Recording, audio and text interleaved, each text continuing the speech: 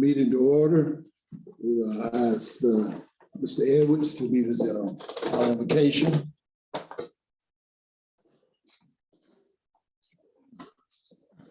Let's pray.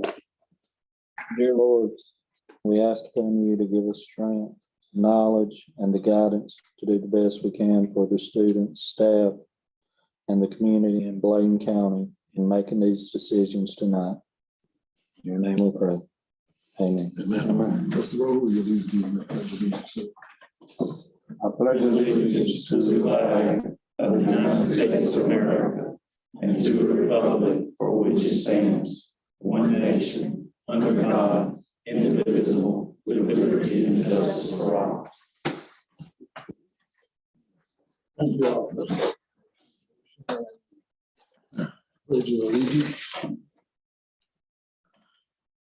We would like to have a motion to set the agenda for this evening. Chairman Rush, if I could interject a moment. Yes, sir. We'd like to ask the board to approve an amended agenda moving consent items 8.03 through 8.08. We have a special call meeting set for next week to discuss a couple of items related to Tar Heel School. We'd like to move those budget items to that meeting as well in that special call meeting. If we could do that with the amended agenda, please. Could I get a motion to approve. I'll second that with the amendment. A motion been made, second, to approve the agenda with the elimination of 803 through 808. Hearing no additional discussion, we're ready to vote. All in favor, let it be known by the signs of aye. All opposed, ayes have it, motion is carried. Could we get a motion to approve of our last meeting minutes? Make a motion, we approve last August 15th, 2022. Your second? Second. It's been moved properly second that we approve the minutes for our August 25th, August 15th, Board of Education meeting. Hearing any discussion? Hearing no discussion, rather, we're ready to vote. Let all in favor, let it be known by the signs of aye. All opposed, ayes have it, motion carried. We're now ready for citizen participation. Mr. Goins. Thank you, Chairman Rozier. If I may read first, according to Board Policy 2310, the first part of each, at least regularly one scheduled board meeting will be set aside for citizens to address the public, address the board through public comment. Each speaker will receive 3 minutes to present comments. However, the public comment session will not exceed 30 minutes total, set by majority vote of the board. During the public comment period, the board shall recognize the speakers in order in which they have signed in. Substitute speakers will not be permitted, and speakers may not donate any portion of their time to another speaker. Board members will not respond to individuals who address the board except to request clarification of points made by the presenter. Mr. Goins. And who are you representing tonight, sir? I know we want you to say it. Staff out here at Bladen County Schools. Thank you, sir. Good evening, gentlemen. Good evening, sir. First of all, I want to express my thanks to Chairman Rozier for checking on East Bladen High School. We really appreciate that to start off the school year. Also want to thank Mr. Smith, Dr. A, for our EC resource support. Thank you, gentlemen. Thank you. And they're chipping away with Ms. Brown at our list of past requests. I appreciate it. I just passed East Bladen High School coming, and the parking lot was full, and I'm digressing here. And we had over 40-something students enrolled in East Bladen this year. And every parent I met with, I give them an example. I want their child in good hands like Allstate, and we want our future as senior citizens in good hands in Allstate, like Allstate. So I'm prefacing that by saying, I want to let you know, gentlemen, we're on the same team, Bladen County Schools, okay? And I'm going to keep advocating for students at Bladen County Schools. I was taught if you identify a problem, you should also identify potential solutions. Some years ago, I recommended a need for a true alternative setting. I still feel there is a need for one. MTSS, multi-tiered system of support, interventions, and resources can be co-located and followed with fidelity. I have a plan if you want to listen to me sometime. These students need true differentiated instruction and interventions. many of them feel embarrassed because of their inabilities. So with that environment, you take them and give them what they need, targeted interventions toward their individual needs. And this could be a jumpstart for them going to the next level in the general population with other students, if it was done with fidelity. Finally, I'm asking the district to review East Blaine High School OCS teacher to student ratio for state compliance. Thank you, gentlemen. Thanks, sir. Mr. Vassakis, can I ask you a question about that? Did you outline something like that in this packet? MTSS? That's a part of the mental health plan, yes, sir. Yeah. Trying to get there. Thank you, Mr. Jones, once again. This time we will have an information item, Tar Heels School Construction Project update. Thank you, Chairman Rozier and board members and board docs. You were given a copy of the monthly report prepared by Mr. Burris. He was unable to be here tonight. He is actually flying back. He'll be on site after the project tomorrow. You'll see some pictures that are involved there. The project is currently on schedule. One thing that we're meeting tomorrow to begin the work on planning for furniture procurement, also looking at wiring, safety, IT, and things like that tomorrow with the team at Tar Heel, the Tar Heel planning team, the representatives from Bordeaux and Mr. Burris and others that would be involved in that. There's about a 6-month lead time on furniture, so we wanted to go ahead and work through that process, go ahead and get some folks in, make some selections there, so that will not be a delay on the project. Mr. Burris actually sent me a message on Friday. They had poured the slab at the gym area. So if you drive by, there's a lot of progress being made at the site. But he did want to share this with you all with some specifics there. We did approve the change order last month to put those items back in that were removed when the initial budget approval with the public school capital needs was reduced, but now that was restored. So those items have been added back in there. So if you have any questions, I'm happy to relay those to him, but there's a copy of that report for you all to look at. Thanks, sir. Any I got questions? one, yes. Right now, he's on a plane, correct? Yes, sir. Big business guy, right? You know, I've presented several times to have a local community person that could be here for the county commissioners board and all this. I hope with the board's pleasure, we can kind of, you know, push him to having someone on a local level to address the community, people and all that in the county. Because it seems like a lot of times big business is really big. Sometimes we need somebody for a small community. So I'm gonna be advocating very hard for that. Thank you, Mr. Davis. Any other questions or statements? Anyone? Hearing none. Dr. Henson, we are ready for you to come in and, I would want to say enlighten us, but we will. We appreciate the information. And the spreadsheet, I think. It's in PDF, but Thank you. Yes, sir. Moving slow tonight, but I'm here. You're moving. Thank you. All right, so the responsibility data has been released to the public, and I'm going to give you kind of a snapshot of where we are. But before I talk about where we are, based on last year's assessment data, we need to kind of walk back in time to kind of gauge ourselves to identify where we were, and then look at what's been going on for the past several years. So if you look in the document on board docs, I've got a little chart at the top that says in 1819, the performance composite for the district was 47.5%. And that was the last year that were not impacted by COVID learning. So that's really a true measure of where we were at that particular time. In 2019-20, the U.S. Department of Education under President Trump waived all testing for all states that year. In the year 2021, President Biden's secretary said that we would have testing, but it would not count for school performance grades.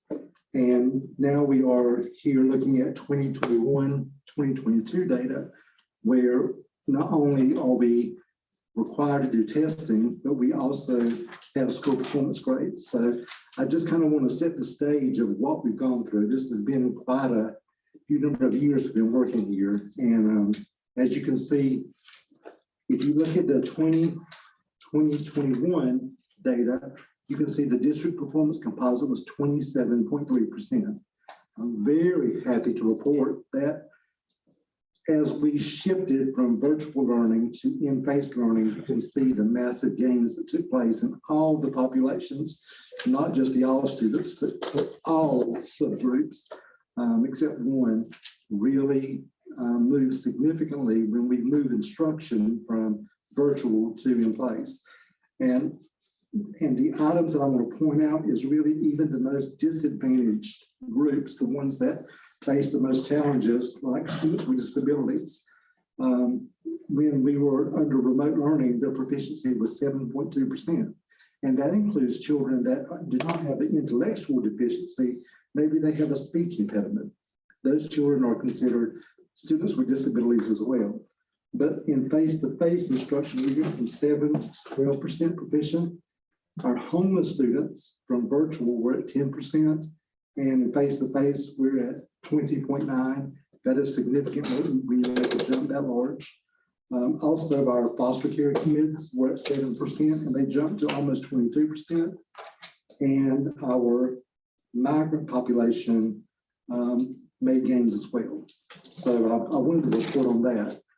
Now, when you look at the data, that is data for 1 year, but because we've had the gaps in accountability for all those years that I just talked about, we had no COVID, we had no testing, we had testing with no grades, and now we have testing and grades. We got to kind of put all that together and understand why the schools have the grades they have now. So when they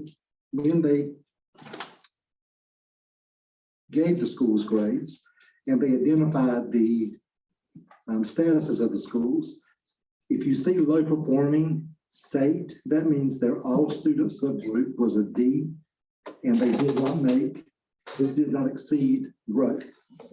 But the federal designations are the ones we have to look more closely at, because those are the ones where you have subgroups that were Fs, and now we're going through another cycle, but this cycle encompasses many years, starting with 15-16. We jumped to 17-18, 18-19, and then 21-22.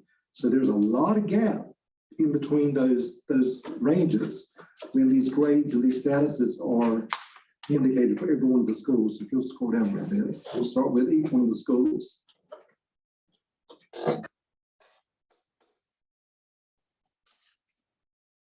And that individual data is there for your pleasure to look at. The first school that we're going to look at, well, let's start there. Okay. So first of all, again, the growth data was based upon the year where we did not have school performance grades versus last year when we had face-to-face instruction. And you can see Bladenboro Middle exceeded growth. Bladenboro Primary did not meet expected growth. Bladen Lakes Primary met expected growth. Clarkton School Discovery exceeded expected growth. Dublin Primary did not meet expected growth. East Arcadia met. East Bladen High School met. Elizabethtown Middle did not meet. Elizabethtown Primary did not meet.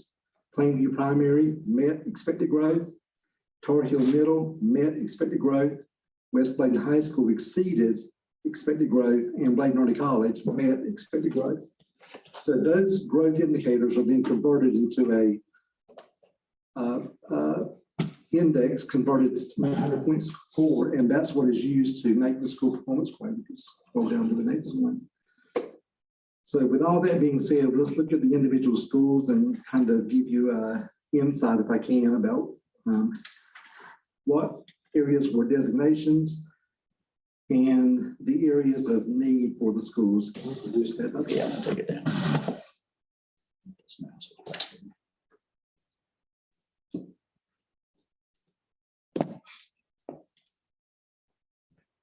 Okay, so back in the 15-16 school year, when they first introduced the CSI and TSI model, Bladenboro Middle was identified as having a low-performing subgroup with the students with disabilities. And again, with this round of identification with those years, 17, 18, and 2021, they were again identified with that same subgroup. So they federally, they were identified as a consistently underperforming subgroup school based on the students with disabilities. Bladenboro Primary. So they did not have a federal designation, but they achieved a state designation as low performing. And what that means is the school performance composite and the growth for the school was a D or lower, and they did not exceed growth. If you exceed growth and you have a D or an F school performance grade, you're okay. You will not have the low performing designation. But when you only meet expected growth and you've got a low performance composite, then that's when you have a state designation of low performing. So for the next 3 years, Bladenboro Primary will be considered a low performing school. Now, when you look at those numbers there, you see achievement, you see growth, and you see performance. So achievement is the strength of the instructional program in the building. So last year, based on this principal that was there, the teachers that were there, the students that were there, and the curriculum that was being taught, the mastery level was 36.6%. And then they did not meet growth. So that equal to an 80-20 model of D. So that's why they are low performing. Next one. Mr. Answer. Sufficient over here. Hispanic. Good question. You've got to have 30 children that tested in order to have a school performance grade. So when I have less than 30 in third and fourth grade, in this case, they would not have a grade. Okay. Good question. All right, Bladen Lakes Primary, the state designation is low performing, and they are a recurring low performing school, because the first time when they were identified in 16, 17, they were low performing, and they've been that way for several years now. And their school performance grade is still a D, and it's been that way for quite a few years. Excellent. Clarkton School Discovery. When you see none, that's a good thing. So they have no designations, and thankfully, because their school performance grade is a C or higher, and they exceeded growth, they were not designated as state or federally low performing. Dublin Primary, the state designation, they were low performing the first time that they pulled the data back in 17, and now when they pulled the data again, combining those 3 years with a large gap in time, their school performance grade was a D, and they did not exceed growth, so they are identified as low performing, and they will be occurring low performing because they had that same status the first time. East Arcadia, they did not have 30 students that tested in third and fourth grade, so they did not receive a school performance grade, but they had to maintain the status they had because they are low performing the first time, and they were low performing this time, but they did not have a school performance grade because we didn't have 30 test scores. East Bladen, that name is very good. They had a school performance grade of C, and they did very well with growth. So in this example, 59.5 is the performance composite of their instructional program, and growth is 81.8. That means you have a performance grade of 64, which is a C.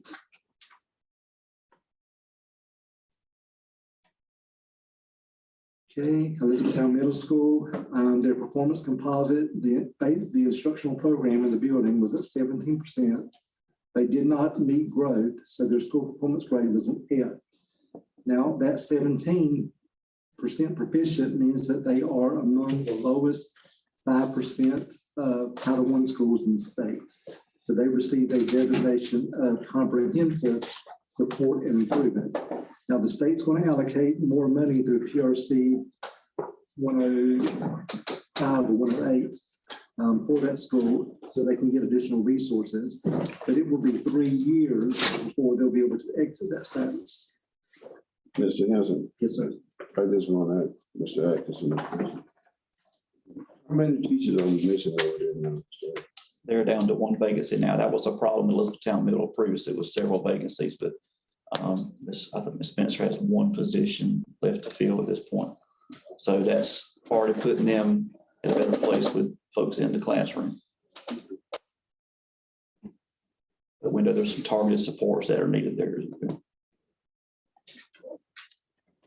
Right. So Elizabethtown Primary School, they were identified as a state designation low performing because their school performance grade was a D or lower. And they have a federal designation of students with disabilities. So again, the first time in 2017, that subgroup was a low performing subgroup. And when they re-evaluated using those 3 years that I talked about earlier, they still were having a subgroup that was an F, and that with that same category. Plainview Primary, their performance composite, which means their instructional program in their building was at 52.9%. They had a gross score of 81.1. So they had a school performance grade of a C, and they have no designations. Tar Heel Middle, so they were a low performing school because they had a D or lower, and they did not exceed expected growth. So they carry that designation of low performing. They have a federal designation of their Black subgroup because the first time in 17, that was a problem subgroup for that school. And when they evaluated again with the 3 years that I talked about earlier, the Black subgroup in that building still had an F school performance grade. So that's why they are identified as consistently underperforming with the Black subgroup. West Clayton High School, the strength of their academic program was at 59.9%, and they exceeded growth. So they gave them a school performance grade of a C, and they had no designations. Clayton Early College, so the strength of their instructional program was at 61.5%. They met expected growth, so their performance was a C. Now, that's a lot of information, but are there any questions that I can kind of field or answer if anyone has? How many students do we have at Bladen Early College? 140-ish. 146. Yeah. Now, are we meeting the state requirements on how many students are supposed to be enrolled? We've got enough now to do that was the concern before about the principal who were over the 100 that's required for them. How many students we have at East Arcadia? I got that right here, 49. 49. 49. Any other questions? One thing I can interject. That's grades K through 4. K through 4. One thing I'd interject, I actually attended the state board meeting when this information was shared with the state board. And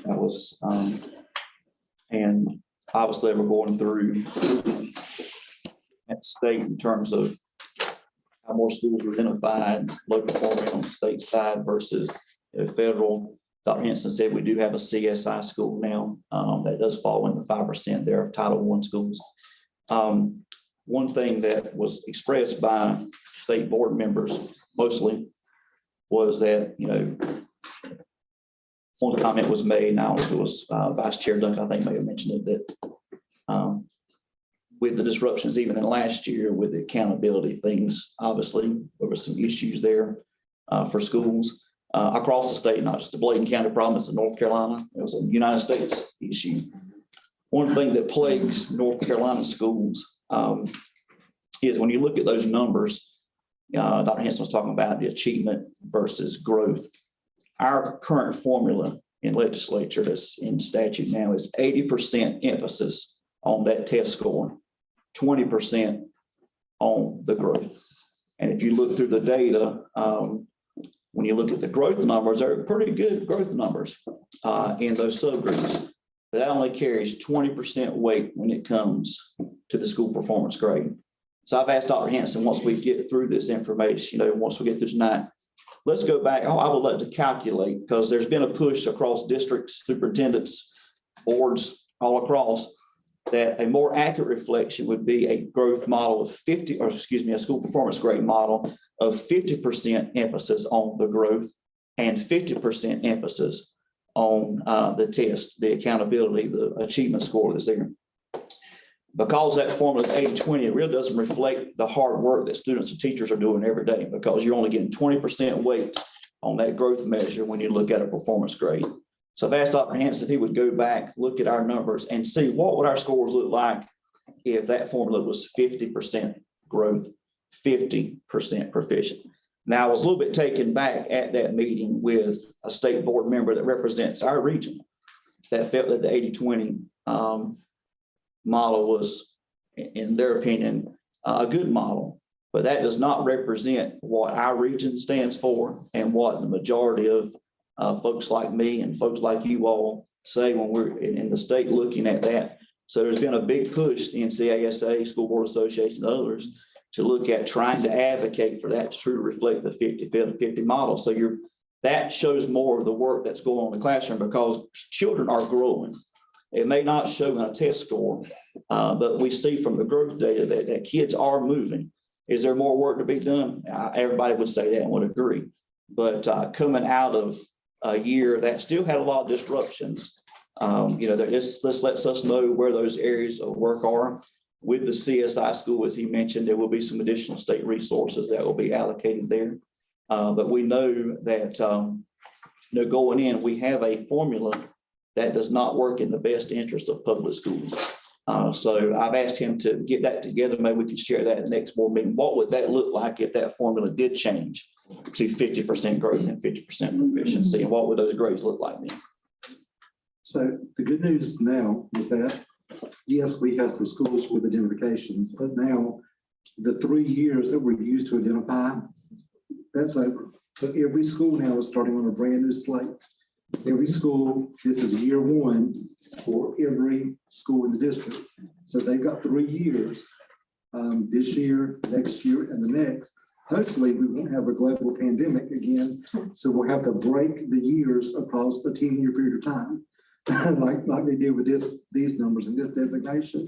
But this is year one again for every single school. So that if they can maintain or improve their statuses every single year, it's like I was talking to the faculty at Elizabethtown Middle. They were really discouraged and really defeated. But when I showed them the pathway to get out of that CSI status, they kind of caught the vision, if you will. Okay, this is what I got to do in year one. This is what I got to do in year two. And this is what I got to do in year three. So it doesn't matter at this point what happened in the past. It doesn't matter at this point what happened with COVID. It doesn't matter at this point. Everyone's at year one. So now we're all starting fresh. That's the good thing about identification years, because now the reset button has been pressed and everyone can move forward. Hopefully with no more pandemics.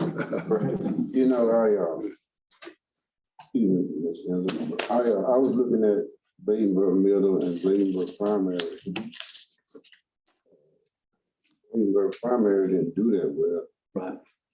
But Bladenburg, and they didn't do well in, Bladenburg Primary did well in the past, but Bladenburg Middle didn't in the past. But now it's reversed. Yeah. But to getting the students from K through 4 going to Bladenburg Middle and they're doing better, that's kind of, got me kind of stunned. That's a good problem to have, right? That's kind of, got me kind of like, how did that happen?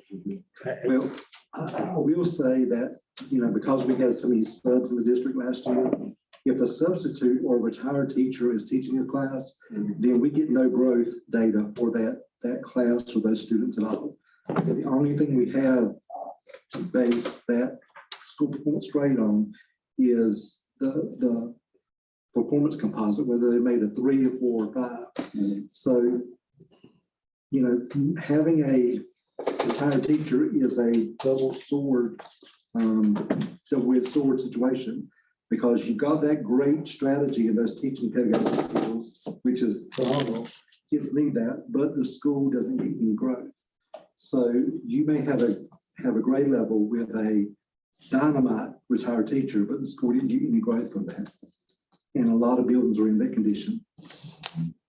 Why are the high schools so much better? Because the model gives the high schools a lot more opportunities to get extra points. So if you look on that chart, if we can go back, all the elementary schools have to go on is 3rd grade. On the top. On the top, yes, sir. And the elementary and the middle school only have EOG, reading, and math. And the middle schools have a little bit more opportunities because they have EOG reading, EOG math, and they have science at 5th and 8th grade. But the high school, okay, let's count how many indicators they have. First one is the cohort graduation rate. That's 1. Our district is at 88.8, so that's almost 100 points right there. That's 1 indicator. Then we got math course rigor. How many kids took math 3 and passed it? That's another indicator. We're almost at 100 there.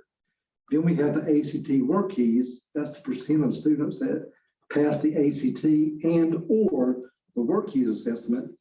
Then you have EL progress. Then you have the EOCs, English 2, Math 1, Math 3, and biology. So high school has a lot of opportunity to really pump their scores up, whereas the elementary and middle school, they're really dependent on kind of small subgroup opportunity to achieve their score. Well, I would think that the high school should represent our county better, because all our students they're not separated out like they are in the primary and middle schools. They're kind of all together. Yep. So to me, that should represent our county, the scores of our county, based on our high school scores. Plus, they're doing, like you said, science, English, math. Did you say CTE was in there? CTE, ACT, We're doing good in all those areas, where in the primary you only have 2 things, right? That's it. So to me, I think our high schools represent what we're really doing. Any other questions? Good conversation like this. I would like to just say that we can't leave it up to our superintendent. All superintendents, when we get these surveys, because that same question was on the survey, we need to take time. I know it takes a little bit of time, but we need to voice our opinion on these surveys that are sent to us so that we can be heard. And if enough of us keep sending them in, then hopefully something will change to where we do balance that out. I agree with that. In fact, I took the survey. I think that's really important, because if we just leave it up to them, they can blow them off. But if the rest of us get in behind them and say, this is what we want, and we let them know, then we know that we want equal playing field. Absolutely. And we definitely need everybody to do that. Yeah. Hopefully your model next month will show us exactly where we are. Yes. And hopefully that'll be the model for the state. Yes, sir. That would be So wonderful. great. That would be wonderful. And on top of that, consider when you have 80% of the school performance grade coming from the composite of the school is coming back from COVID, doesn't seem like a fair measuring stick. The good news is we're making progress, but are we back where we were before COVID? No. And some of the statisticians in the SAS Institute says that it will take up to 24 to 36 months for kids just to catch up from being out of school in virtual instruction. So the fact that we have moved from 27.8 27.3 to 35.2 in 1 year. That's significant.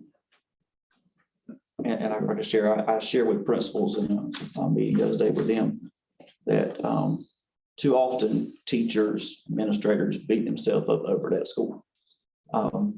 But we have quality professionals that are working hard every day with our kids. And we encourage them to let them know they're appreciated, they're valued, and their hard work is not going unnoticed. Not to be discouraged by a performance grade that's there, because we know where the formula is, because we know they're working and doing what's best for kids. We don't have all the answers. We won't have everything right now, but as we continue to go through that, if we're being receptive to what students need and if we're working toward growing them. But I encourage them when they had their faculty meetings, please, let them know they're doing a good job, that they're appreciated, not to get discouraged by what this one moment in time capture shows about their school.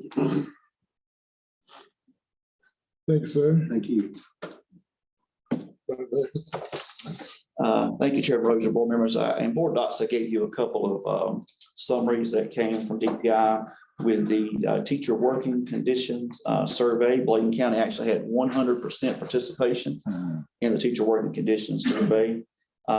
There's several areas it looks at: time, facility and resources, community support and involvement, managing student conduct, teacher leadership, school leadership, professional learning opportunities, instructional practices, retention, equity, and safety.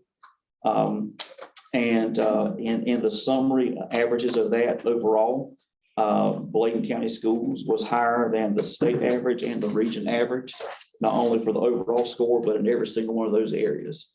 So that lets us know that our people, as we look through these things, we obviously have room for growth, but to be at that level, we have some areas, obviously, when you look at individual schools that we're working through, but that does speak volumes that I feel like we are moving forward and trying to be on the right track, that our people, our teachers have shared that in that anonymous survey. And I'm thankful that we had 100% participation as well. That says a lot, that they value that enough to, and that lets stakeholders, not only for us to look at this data, but also at the state level. So when we look at things that are needed, one such area is retention is one of those. One of many areas that's here where they see that when you look across not just individual districts, but when you look at regions and across the state, that those are areas when they start talking about budget and legislative actions, that's where we need to start directing those dollars toward. I am pleased with our progress there. Obviously, we have room for growth, and we should always be about continuous improvement. Always, you should never be stagnant. But I'm thankful that our averages are where they are, and we want to continue doing that work and continue to get that feedback from them. But we are appreciative for them giving that honest feedback on this instrument to us. Thanks, sir. Any question in reference to digital program? Hearing none. Ms. Harrison. Yes, sir. Thank you. We have Mr. Adam with us tonight from Anderson Smith and White, who is going to prepare our audit report for the year 2020.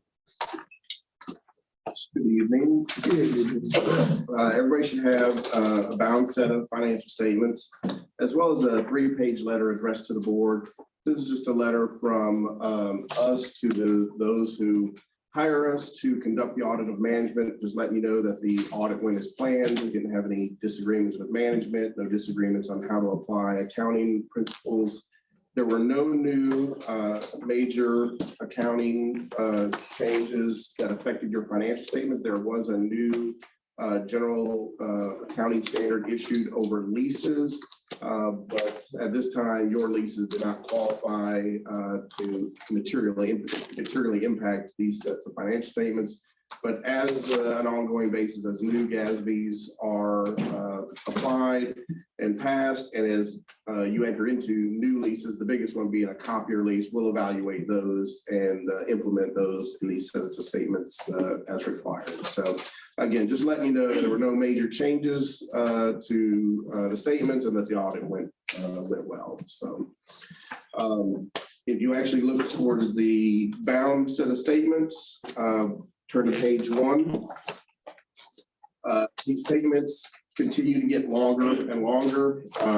Again, they're always issuing new standards, leases being one, software being some standards around software is coming in the future. It's just always changing, always adding more and more information. So I'm going to go over a couple of the most important pages of these 75 pages. Fortunately, all 75, 80 pages are all required. These are in compliance with LGC template, the Local Government Commission, in compliance with all governmental accounting standards. And again, just tons of information, but I think really management and the board should really focus on a couple of key components. Page 1 is the opinion letter. This also changed formats. So now at the top of page 1 is actually our opinion paragraph. And this basically states that in our opinion, these financial statements accurately reflect the net position and fund balances of Bladen County Schools as of June 30, 2022. So this is what's considered a clean, unmodified opinion letter. After that, you have a couple pages of discussion and analysis. This just goes over a couple of key components or key financial highlights of what went up, what went down. Whenever you read that discussion analysis, you really got to focus, I believe, on fund balance. So these statements take your funds and they add assets and liabilities that really don't affect the financial condition as far as your budgets or what you have available to spend. So we take your funds and we add the value of all your buildings, net of depreciation, and we add the cost of the state pension plan and the state retirement health benefit, and that turns your fund balance into net position.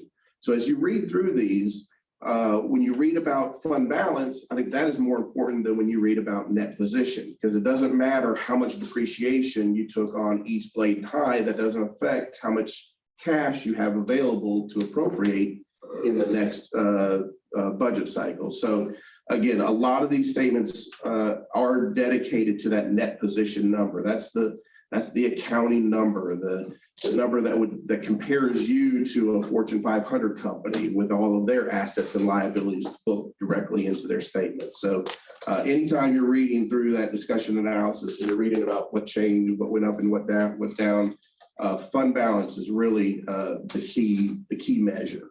And for you guys, your governmental fund balance actually went up this year. So a lot of the information about fund balance in total is positive in that direction. So when you turn to page 12, this is Exhibit 1. This is where we take all of those funds and we add all of those assets and all those liabilities that are essentially non-cash.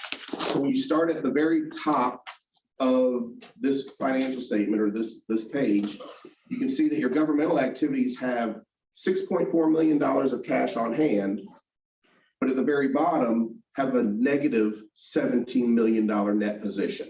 So that $17 million really means nothing as far as managing the school system. It's all about that cash, those current assets, the receivables, your current liabilities in the form of payables. Those are the most important lines. After that, we start adding $39 million for a retirement health benefit. That's really a benefit offered by the state and paid by the state. You do essentially pay your fair share of that liability over time through the retirement rate that keeps going up and up. Now almost 30%, 30 cents of every dollar salary goes to the state towards pension, health, post-employment health retiree benefits, disability income, death benefits. And that's a growing burden on every school system.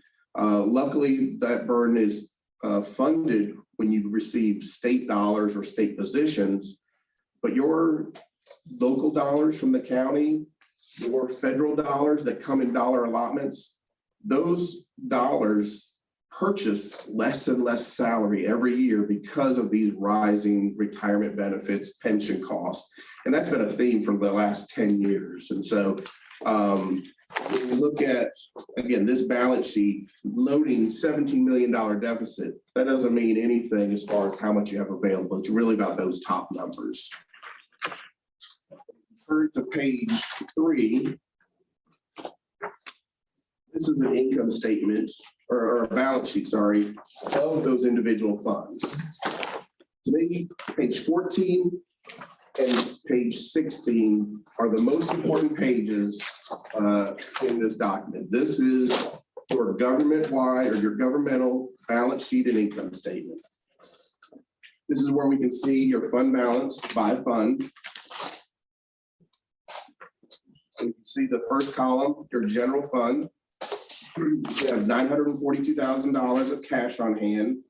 And at the very bottom of that column, you see that you have $831,000 of fund balance. Now that fund balance actually went down $188,000 this year. So you actually use some of your local fund balance to fund current year expenditures. However, before about 12, 15 years ago, you used to combine your general fund and the other special revenue fund. Those are your two local dollars. That's where you actually build fund balance. Your state and federal funds, those dollars, those are use it or lose it, or they carry over. You never get cash up front. They send you cash as you spend it. So you don't carry fund balance in those two funds. It's made up of the fund balance from your general fund and that other special revenue fund. Those used to be combined to make just the general fund. So if you see your other special revenue fund, you actually have $2.7 million of fund balance over there. That went up $1,035,000 this year. So there was a significant increase in fund balance in your other special revenue, your Fund 8, that again used to be combined with Fund 2 long ago. The reason for that is a lot of indirect cost revenues that are charged to these new federal programs. They come in, those dollars, those revenues come into Fund 8. So if you look at those like you would in the past as a combined local set of revenues, you really netted an increase of $850,000 in local funds this year. So again, a very positive, significant increase in local fund balance. The indirect cost charged on these new ESSER funds, GEAR funds, these new federal programs, DPI has allowed you to charge higher rates. I think the reason for that is to help build fund balance to support districts after these federal dollars expire in 2024, and also to help make sure as much of that federal dollars is spent as possible. There's a lot of districts that are running out of ways to spend these federal dollars because they come with restrictions. If you can charge the highest indirect cost rate that you can on those federal dollars, it converts those federal dollars to local dollars that don't have those same restrictions. And so the key for the next couple of years is charging as much indirect costs as possible to build fund balance, whether it's in Fund 2 or Fund 8, again, to fund those future needs that COVID has created, the loss of learning, the positions, the bonuses, whatever is needed to continue some of the programs that have been implemented with these federal dollars, those dollars are going to come in the form of indirect costs, and for you is housed in that Fund 8. So again, when you look at those combined, $800,000 increases is a very positive number, and it really puts you in probably a better financial position than you've been in a long time. So again, a very positive note there. You also carry fund balance in capital outlay. It only went up $67,000, but you still have $2.3 million of fund balance there to be used on capital expenditures. Of that $2.3 million, if you look up the capital outlay column, just up from the bottom, $1,458,000. That number is restricted for hurricane expenditures. You received some state funds long ago for Hurricane Florence to help fix and repair any damages from Hurricane Florence. you still have $1.5 million left to spend of those funds. It's my understanding DPI does not want those funds back, but you still have to spend them on Hurricane Florence related damages or repairs or replacements. So I think those funds, those expire in like 2025, so you still have some time, but you do have $1.5 million of Hurricane Florence restricted capital outlay fund balance. And then at the individual schools combined, you have $476,000. That's from fundraisers, athletics, fees, and that's across all of your schools. Any questions about, again, to me, this exhibit 3, the fund balance level, the most important page in the statements, and the second most important is page 16, which is the income statement for those exact same funds. This shows you all of your revenue sources, all of your expenditures by fund. At the very bottom, you can see those changes in fund balance. Like I said, at the bottom of the general fund, the $183,000 plus the $5,000 change in inventory gave you that decrease of $188,000. You can see the $1,035,000 at the bottom of the other special revenue fund. Your local fund, your local fund 2 generates nearly $7 million of revenue. The state public school fund is $33.3 million. So again, you can see just the difference of how much state funds you receive. And your federal grants fund this year was $11.3 million. Last year, that was $7.7 million. So that's, you can see that drastic increase related to these, this long string of ESSER funds, CARES, whatever you want to call it, the education stabilization funds, numerous PRCs for various things, created nearly a $4 million increase in your federal funds this year. And again, those funds, they'll expire in 2024, and there will be some, reoccurring expenditures from some of those programs. And I think that's where that indirect cost and increasing fund balance will really help you in the future. The other special revenue fund generated $3.3 million revenue. And then you're in the middle of some construction, so your capital outlay has $4.9 million of revenue.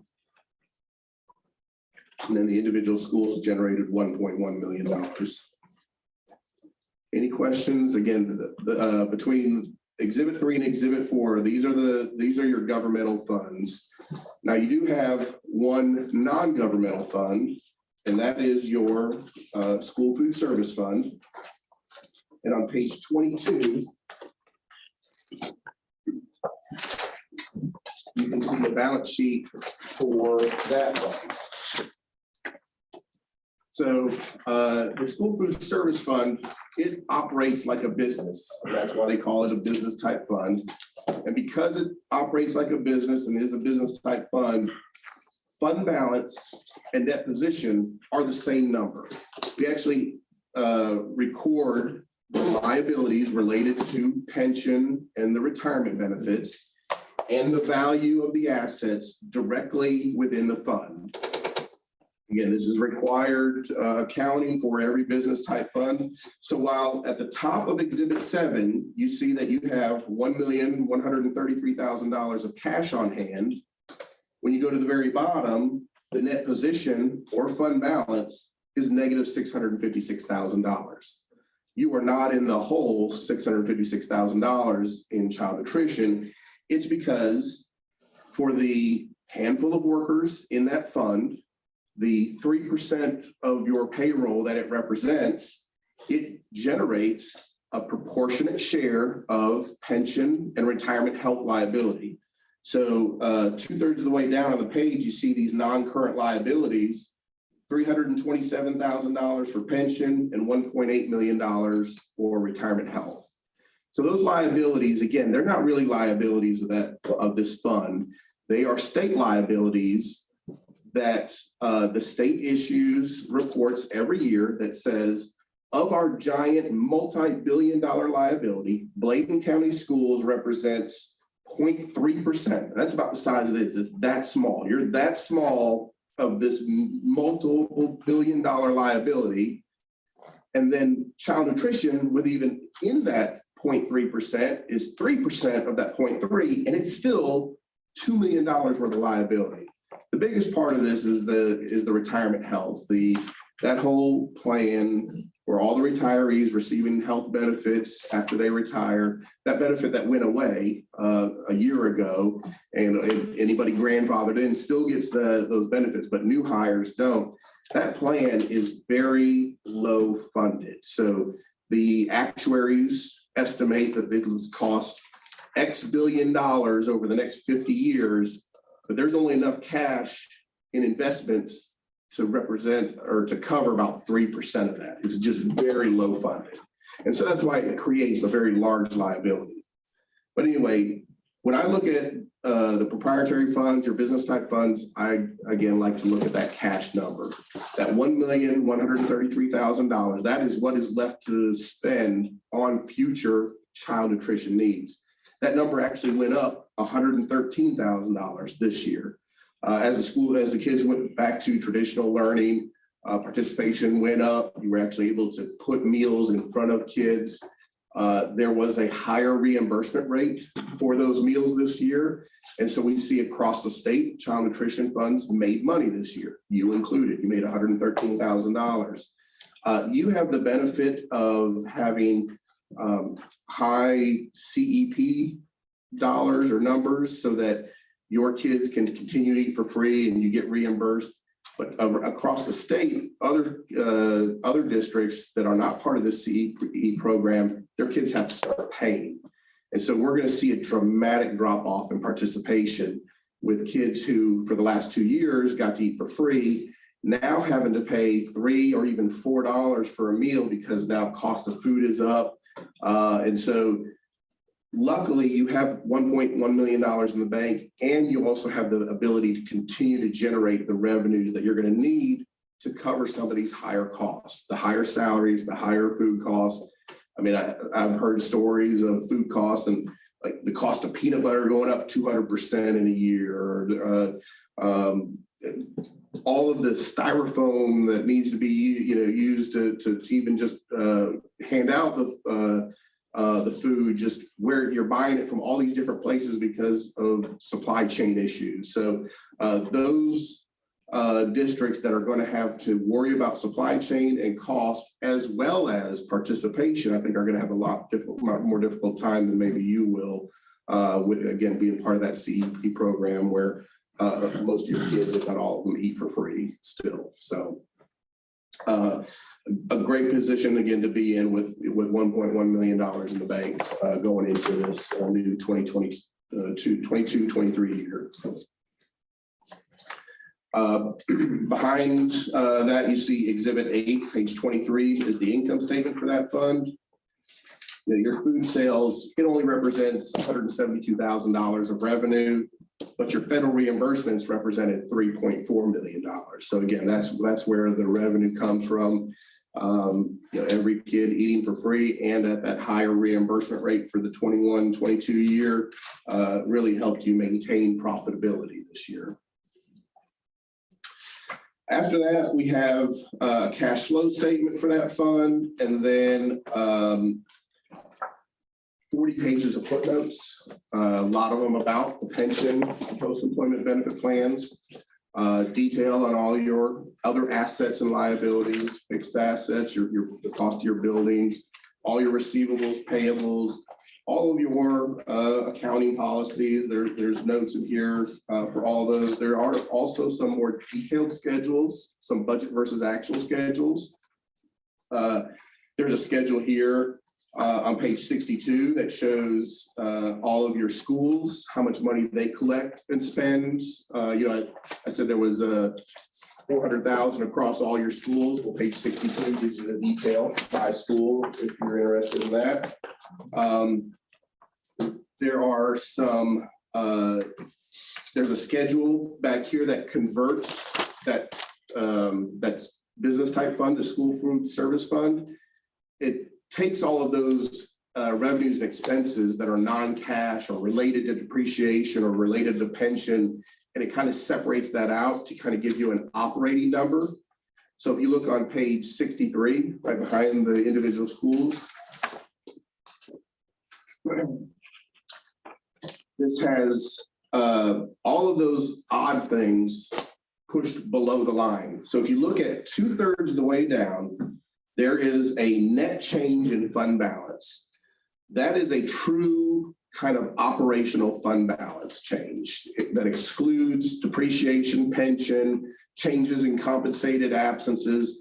So between that number of 133,000 and the 113,000 of increase in cash, that kind of narrows you down on your true operational effectiveness in that fund this year. Are there any questions about the basic statements? That's the financial part of these statements. That's the financial part of the audit. After this is the compliance part. So you receive state and federal dollars. They have to be spent a certain way. We issued an opinion letter on the financial statements as a whole. We also have 3 more letters starting on page 64 that go over your internal controls, your compliance with federal requirements, and your compliance with state requirements.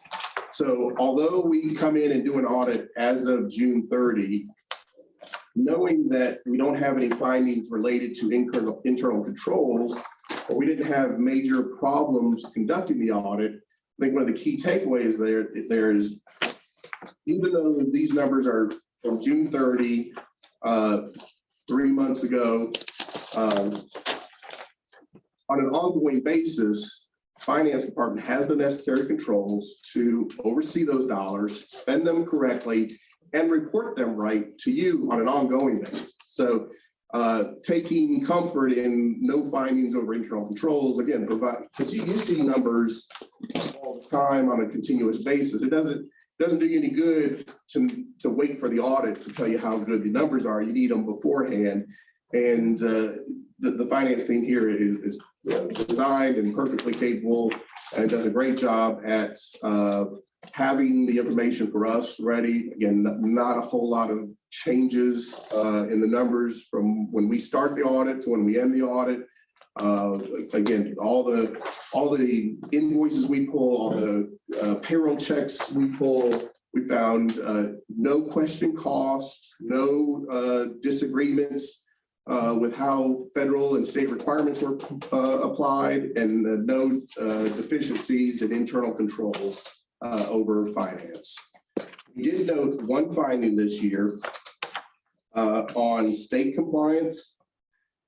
One of the requirements, so we come in and test state dollars, but there are also non-dollar related tests that we're required to conduct.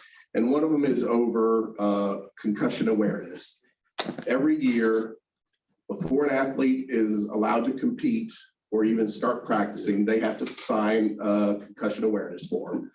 We noted that when we came in March for our interim compliance, that most of the district schools were not up to date on having the athletes for the fall and winter sports signing updated forms. So we let management know, and when we came back in July, we retested and we retested new sports, the spring sports, and all the concussion forms that were required were in those files. So we did have a finding at the beginning of the year, essentially, but it has been corrected.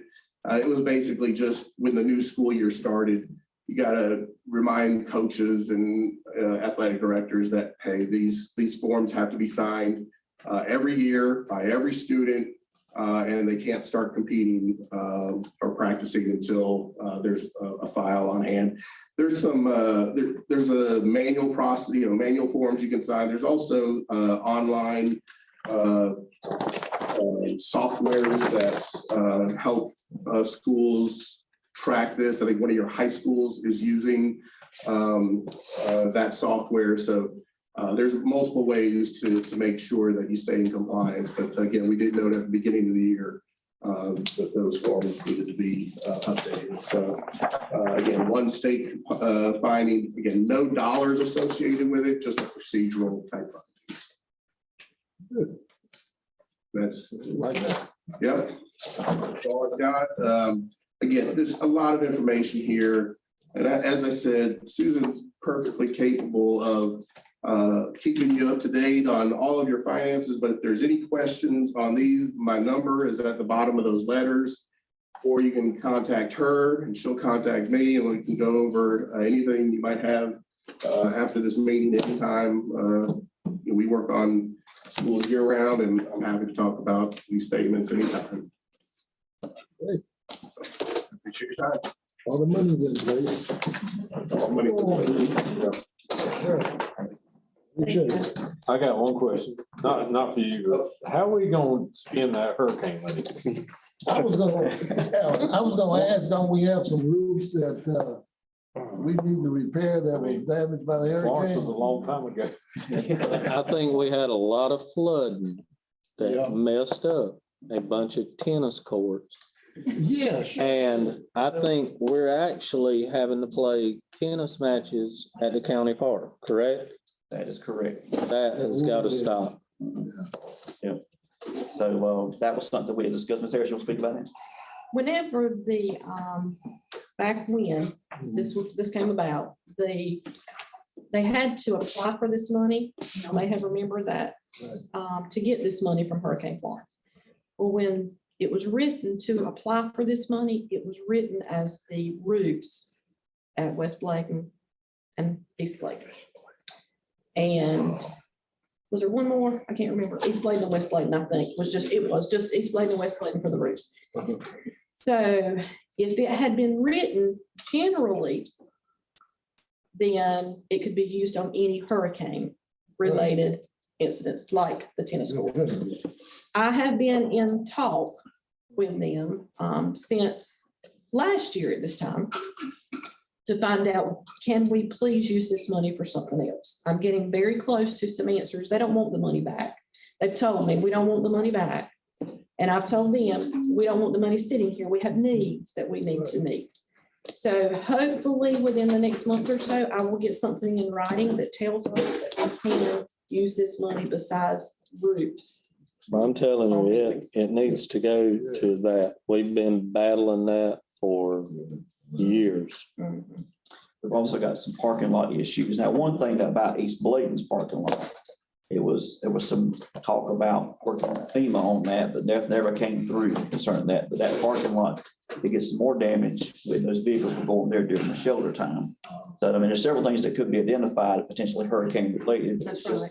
getting the authorization to be able to spend it for that purpose.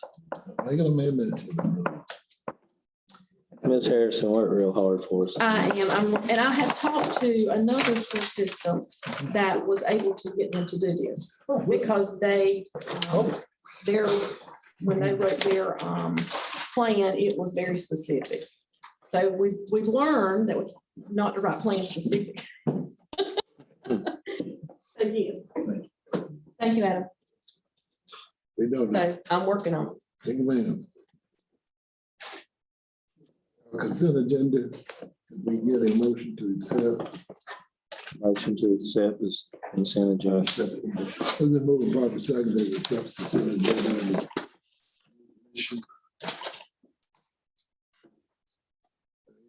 Discussion. So we took out I'm sorry, I was late. We took out the Yeah, budget. we took out. Gotcha. That's a special. Gotcha. Ready to vote?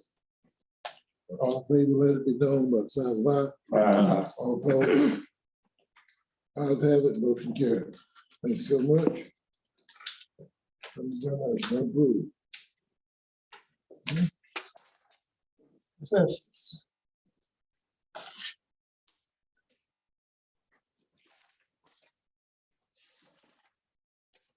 Grocery board.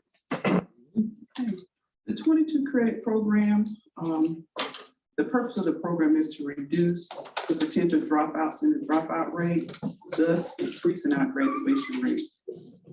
The objective of the program is to allow certain students who fall behind their cohort class the opportunity to graduate at the same time as their cohort.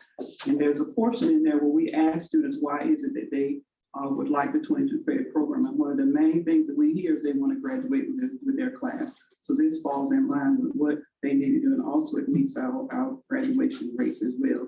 The 22 credit diploma program, the focus is on at-risk students.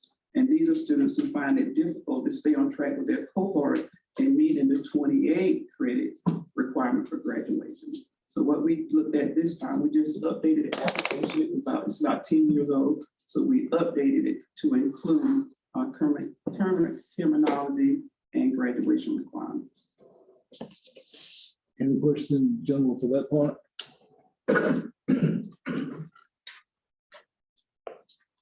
Hearing now, we are ready to assess what it makes. Let us vote on that first. Let us vote. Motion to approve.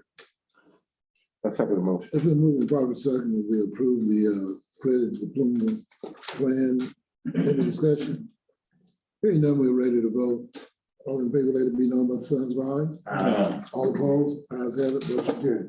Yes, ma'am. Proceed on with school mental health plan. Yes, sir. The state required public school units to develop a plan for social emotional learning and school mental health plan for promoting student health and well-being. Blaine County added to its vision, Blaine County schools would promote social emotional learning and mental health well-being using evidence-based practices to provide engagement with all stakeholders, families, and community partners to build and sustain mental and social emotional health services and support for our students and staff. And there are no major changes to our plan. Our plan includes a universal screener for students. And this week, that information is going out to parents about our screener. And the screening is conducted to identify students who may be at risk for poor learning outcomes. This year, the teachers and staff will participate in a screening as well. And the screener will measure their perspectives on their professional well-being, the work environment, and their capacity to support student social and emotional learning. Last school year, teachers were required 6 hours to include training in the areas of mental health, well-being information and strategies for educators, suicide prevention, substance abuse, and teenage dating violence. This school year, the training includes child abuse and interventions, mandatory reporting for child abuse, and human trafficking awareness. At West Bladen this year, teen mental health first aid begins next week. It's an evidence-based training that teaches teens how to recognize and help their friends with mental health and substance abuse problems and crises, and how to get help. And East is scheduled in the spring. Aggressive replacement training art is a 10-week course offered in the middle schools for students who demonstrate difficulties managing emotions. And I'm happy to say that we're in the planning stages of meeting with Trillium for our school-based therapy. And that's for our students that have mental concerns and issues with adjusting. So you're in the planning stage for what, Ms. Justice? I didn't hear that last part. You're in the planning stage for what? Yes, for meeting with Trillium for school-based therapy. We're not able to provide school-based therapy now because Coastal has had difficulty retaining people in the positions for the students. So right now we don't have it. Trillium is meeting with us very soon, hopefully, that they can take over the program. And they said they will meet with Coastal to see what they can do. If not, then they will work with the supervised school-based therapy.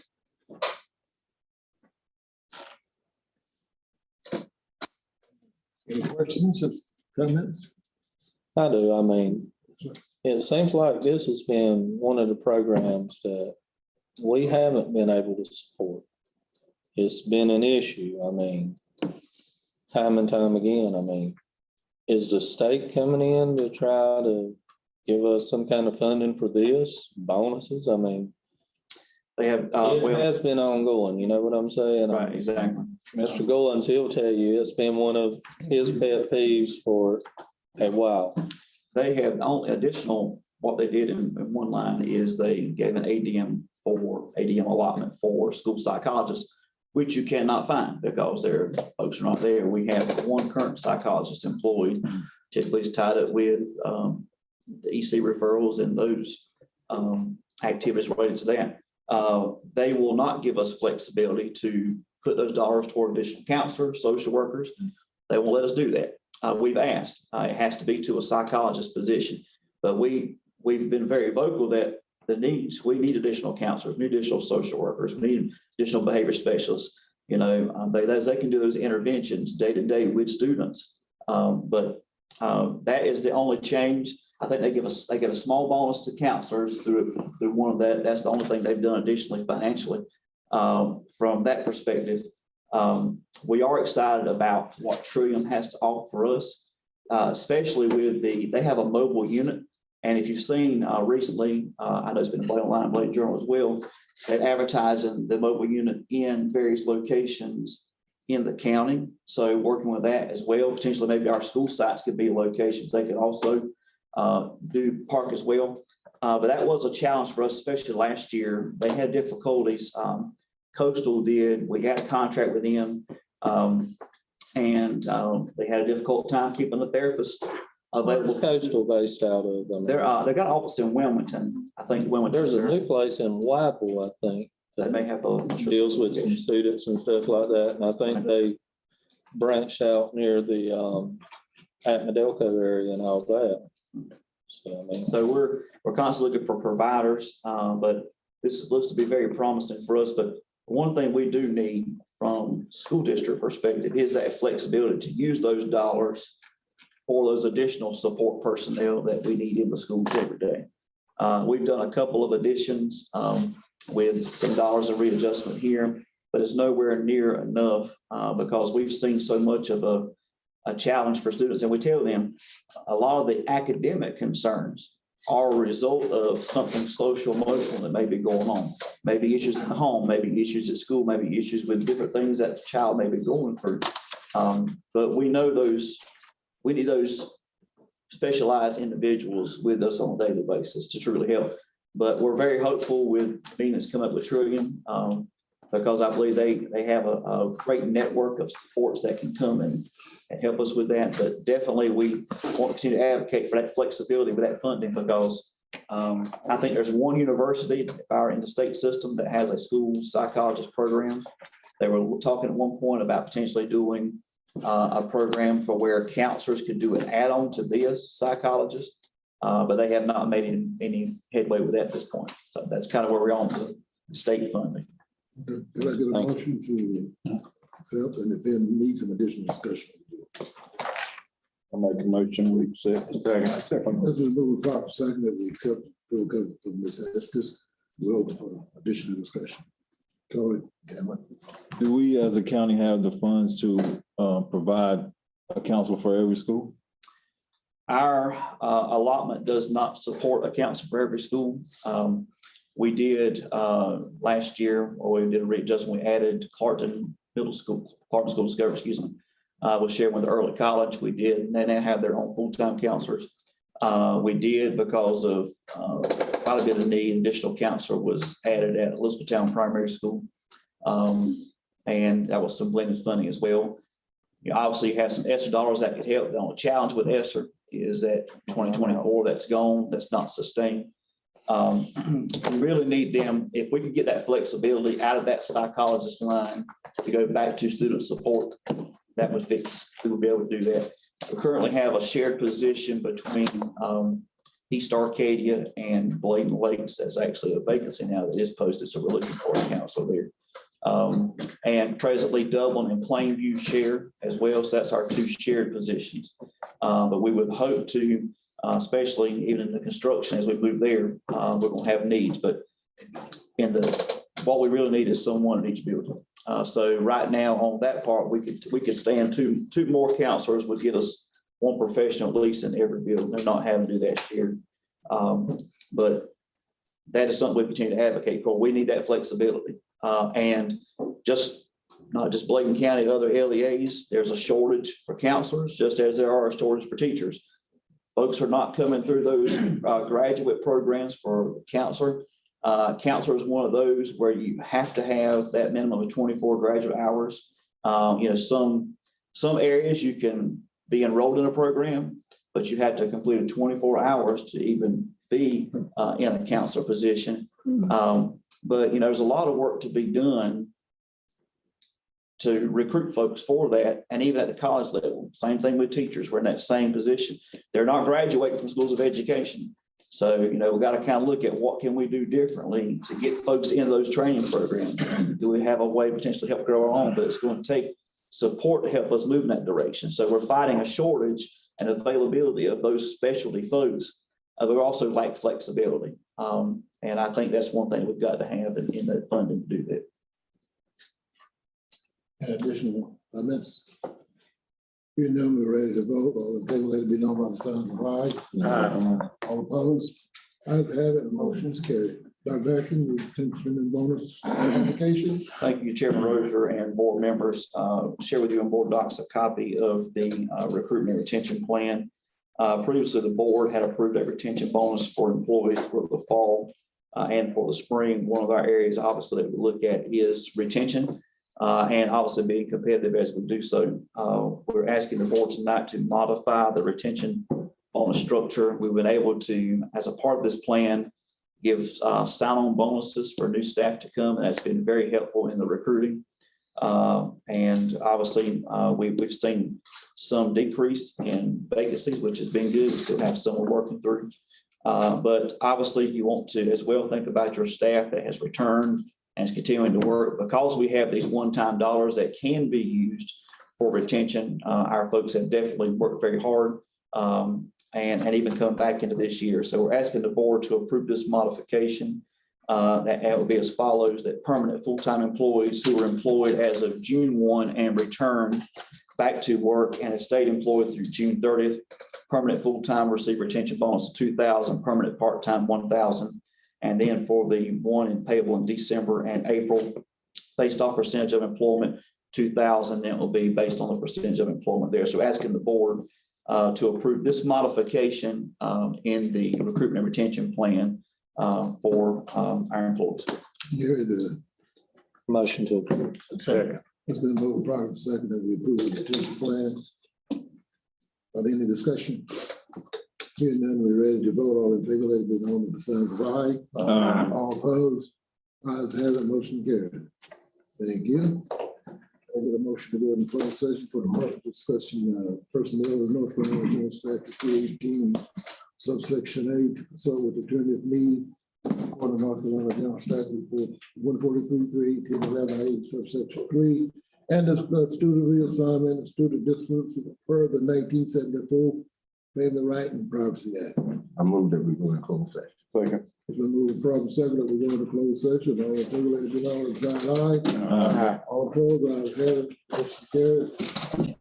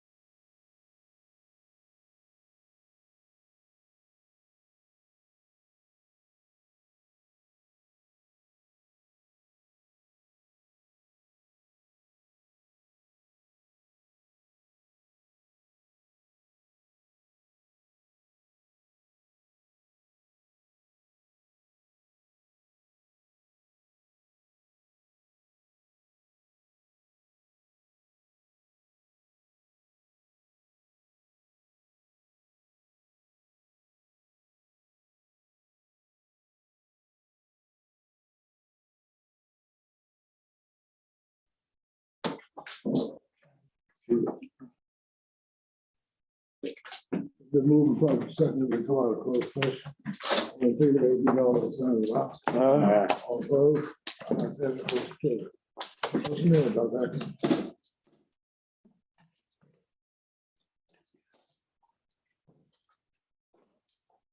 Chairman Rose, your board members are recommending approve personnel action items. I make a motion, we approve action item. Second. It's been moved from second to approve personnel action item. Any discussion? Hearing none, ready to vote. All in favor, let me know by the signs of aye. All opposed? Ayes have it, motion carried. Thank you so much. Any concern? Anybody? I got a few. Go ahead. Go ahead. You go first. Go right ahead, sir. You've heard me talk about the tennis courts and stuff like that. Mhm. We have got to find a way to do something. It has been an ongoing problem. I mean, we're using the county park. It hasn't got any better, and the next thing I got is like visiting the site. Who would I need to talk to if I wanted to visit the site at Tar Heel? Who's going to be on the site? Ben Brisson. Ben, Ben will do that. speak with him. Okay. And Mr. Lennon, could you give an update on what you have with the tennis court information? Yeah, the tennis court, well, I sent out an estimate for the tennis court.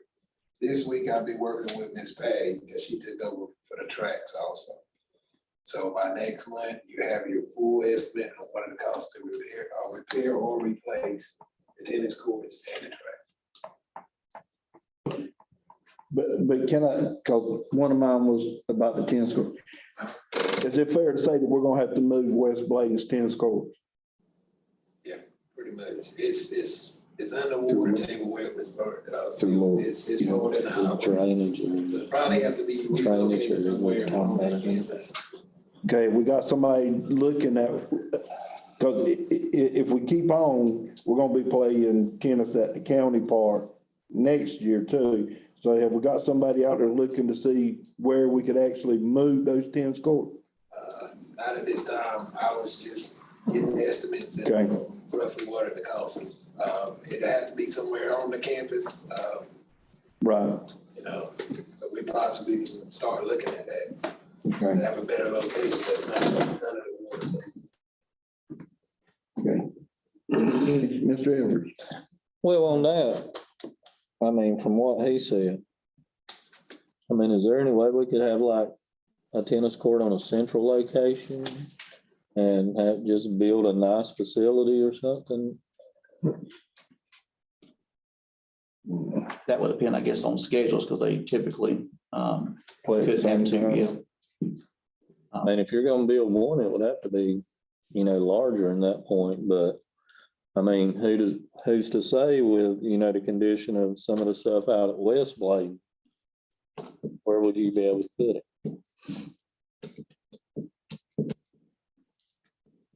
That's good, Rob. Yeah, go ahead.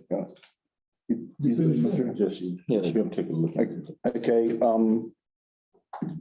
tennis courts, and I gotta go back.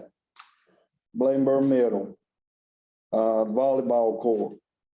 I know we say it can't be done. That can't be in our vocabulary, because I know that we can fix the floor if they have to cut the floor, because they did it at West Bladen. When the lights fell, it burnt the floor. They went in there, they replaced the floor, and it looks just like the floor. But we have got to do something. There's somebody somewhere that can fix that volleyball situation without us having cables strung up there. I know y'all get tired of hearing me say that, but it's not right to have those cables strung across there for them to hold those poles up. It ain't right for the man that's having to get up there and call the volleyball game. Has to be worried about suspended by them. So I would really like for us to look at that. And then I did get a question, and I don't know nothing about this. Maybe you can answer this, or maybe you can. ADs have keys to the gyms and to the gates. Are we not giving ADs keys to the gyms? I mean, they're the ones that need them. Yeah, they should be getting keys. Okay, so ADs are gonna have, okay. Okay, I'm done. No, I got I'm some. done. We really need to look at our baseball and softball press boxes. I know the softball press box at East Bladen is in dire need of an upgrade. As far as inside the press box and the PA systems, baseball as well. And I'm not sure about West Bladen. I'm sure they probably need it too. So We piggyback on that. I actually had the PA systems were brought to my attention, so we're on getting a price. but if you go into baseball press box and you go into softball press box, there's a huge difference. So we need to upgrade that No, softball. shouldn't have dirtied it as much. Huh? They shouldn't have dirtied No, it. it's just, it's bad. But, you know, we need to get all these press boxes on equal ground at both high schools. Hey, oh yeah, I had one other thing. We need air filtration systems in our locker rooms. I swear I brought this to the board like 4 or 5 years ago, and I swear we approved it, and nothing ever got done. I'll check on it. But, you know, with staff and all the infections going around, you know, we got, 40 or 50 guys in one locker room that should only hold like 20 or 30, and all that equipment in there. So, in the locker rooms at east and west, we need to look at air filtration systems. Any other comments? Chair has nothing that we haven't talked about. I want to remind everyone that the Brooklyn School Board Association regional meeting is next Tuesday, starting at 1 o'clock in Wilson. If you're interested in going and have registered, please let Ms. Johnson know. Also, the School Board Association Fall Law Conference will be October the 12th through 14th in Asheville. If you're interested in that, also let Ms. Johnson know. And the School Board Association Annual Conference will be in Greensboro, November 14th through 16th. If you're interested in that, please let Ms. Johnson know that as well. Our schools will be conducting their school improvement plan presentations on the 21st and 22nd. And we will be bringing those to the board for approval at the October meeting. So as we always try to do, we get those to you about a week in advance, so you have time to do that. You're also invited, if your school allows, to be a part of those presentations as well. And in those, we will be looking at some of their specific data and talking about their NC STAR plan. One thing that we're doing as part of the new strategic plan is that the district will also be doing a plan in that End to STAR program so that we can see the district indicators as well as the school indicators. And having this data tonight, that was shared with you all, is definitely important information that becomes a part of that work where we set those learning targets at the school level as well as the district level. Mr. Roser, Ms. Harrison, Ms. Johnson, and myself met with the county manager and county finance officer last week.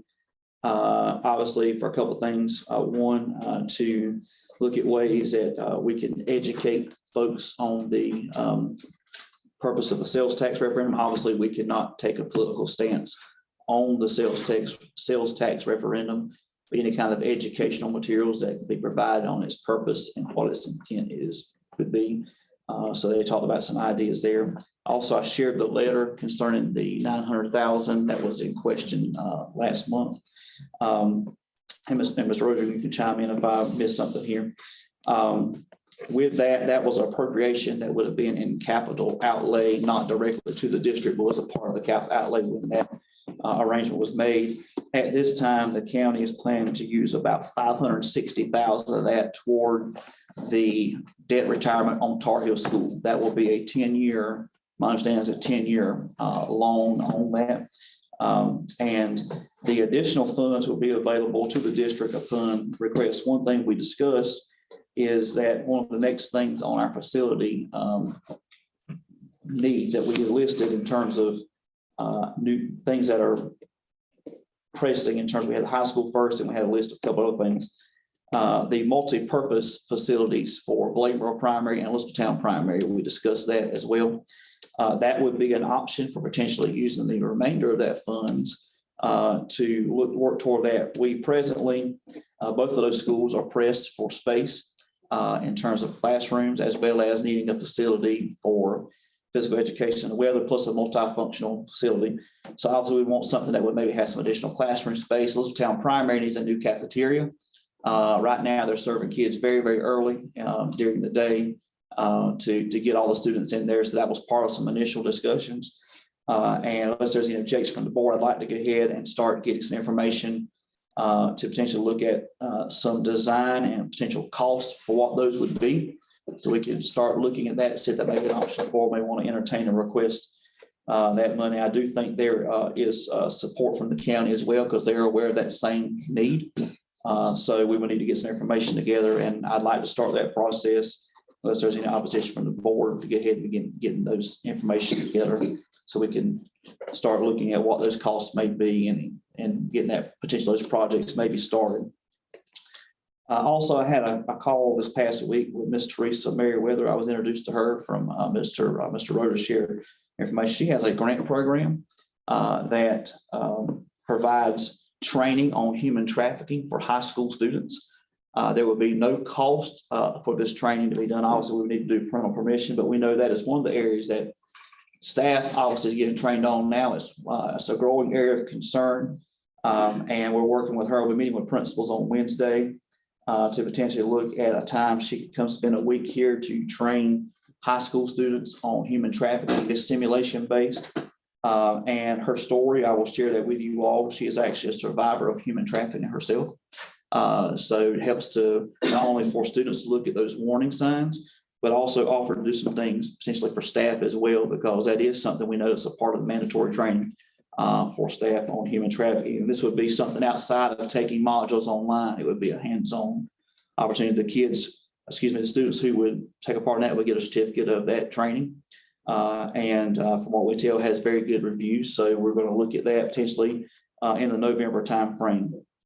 I did want to share with you all that today is the 10th day for ADM purposes.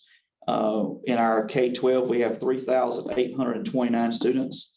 When you include pre-K, that's 3,997. DPI's projection for us on ADM, which it was not held harmless this year.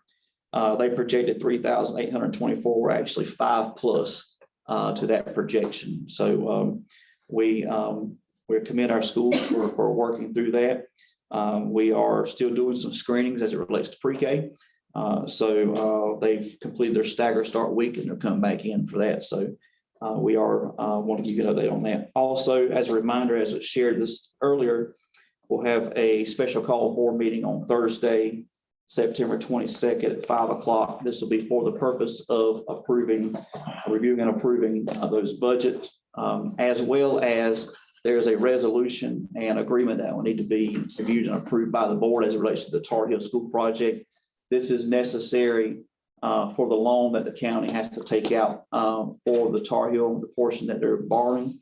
So I will send that to you all once Attorney Malone finishes reviewing that, so you have ample time to read it. And that's all I have for you tonight. What about 2.2 million we can? I'm sorry. 1.2 million. We actually have a sales tax reserve that we were informed of. Ms. Coleman shared that with us. That could be for capital projects we would need to. It's not reflected in the local budget now because that has to be requested on an as needed basis. So it will not be a part of capital outlay budget. And if we have projects that we may see that are of capital outlay that qualifies for that, then we could petition the county to draw from that 1.2, and that's sales tax revenue that's actually available for us to get. But it has to be used for capital outlay. It cannot be funding positions. You can't use it to balance the budget in local. And part of the issue that in the past was there was a time when money was moved from capital outlay to current expense a few years ago. It should not have been done. That caused some concerns there with the county. We do go down each, member of our staff will go down. We have capital outlay requests. So we're definitely trying to work toward improving that relationship there. We have not done that, but we want to be totally transparent in that work. But we cannot touch that money without county commissioner approval. If the district was to get to a bind, the commissioners would have to approve the use of that money outside of capital outlay. So, it helps us in those kinds of things, but it doesn't address anything as it relates to personnel. But I did want to thank you, Mr. Rose, for reminding me of How much money was that, James? 1.2 million. That's in sales tax revenue. No, I mean, the capital outlay money that was taken. It was 900,000 was what was taken out every year toward debt retirement. The high school's debt retired in June 2022. So they're going to be using, I think it was around 507. That figure may not be exact. I can get you an exact figure. Around 560,000 will go toward their payment on the Tar Heel loan, which will be a 10-year note. $4 million. Right. So the balance of that could be available for us if we decide to maybe look at those two multi-purpose classroom cafeteria buildings for those elementary schools. 2 days here, the district board meeting date in Wilson. Yes, sir. That is on next Tuesday, the 20th. That's September the 20th. Yes, sir. And then the state. The fall law conference is October 12th through 14th. The annual conference, the state is November 14th through 16th. Yeah, I'm interested in going to the district and the state. I won't be able to make the ask you. The state meeting is what day is it? Tuesday, 20th. And that's a regional meeting. November 14th through 16th. Now, let's not, on the facilities and the facilities committee, you're on that, let's not forget about field houses. That's the next one down from there. Yeah, so I know we need those multi-purpose buildings at the primary schools, and that should take precedence for sure. But yeah, we've been without field houses for 21 years now, or going on 21 years, and they need it. Maybe the kids deserve it. They don't need to be getting a room that holds 25 people. Yeah, with the chance of getting, whatever kind of infections.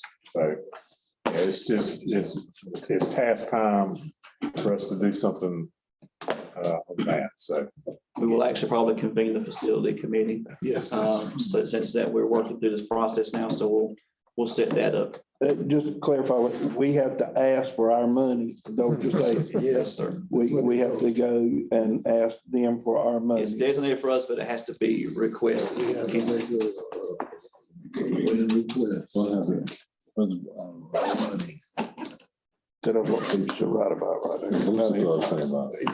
I make a motion with adjourn. Second motion. It's been moved properly second to be adjourned. Hearing no discussion on it, people, let it be known on the signs of aye.